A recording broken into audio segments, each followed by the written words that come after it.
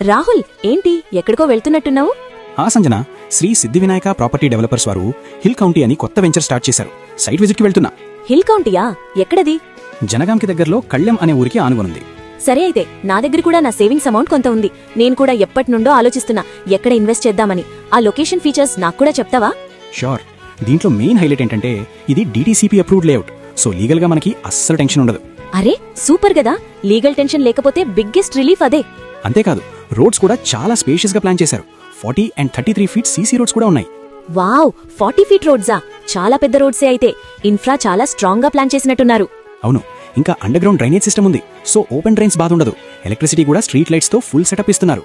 అబ్బా, open drains లేకుండా under ground అంటే చాలా నీట్ గా ఉంటుంది కాలనీ. వాటర్ సప్లై కూడా ప్రతి ప్లాట్ కి సెపరేట్ కనెక్షన్ ఇస్తున్నారు. ప్లస్ ఫ్యూచర్ కోసం రెయిన్ వాటర్ హార్వెస్టింగ్ పిట్స్ కూడా ఉన్నాయి. నిజమా? ప్రతి ప్లాట్ కి వాటర్ కనెక్షన్ అంటే గ్రేట్. అసలు వాటర్ ప్రాబ్లమే ఉండదైతే.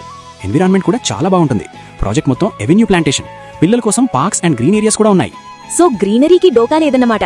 చాలా పీస్ఫుల్ గా ఉంటుందైతే. కనెక్టివిటీ ఇంకా బాగుంటుంది చూడు. వరంగల్ హైవేకి జస్ట్ 5 minutes, జనగాం టౌన్ కి 10 minutes అంతే. యాదాద్రి టెంపుల్ కి జస్ట్ 20 minutes. 20 minutes లో యాదాద్రియా?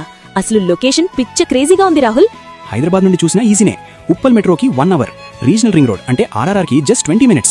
రాహుల్, ఇది మాత్రం వదులుకోకూడదు. చాలా మంచి ఇన్వెస్ట్మెంట్ లా ఉంది. నేను కూడా వస్తున్నా సైట్ విజిట్ కి. పద వెళ్దాం.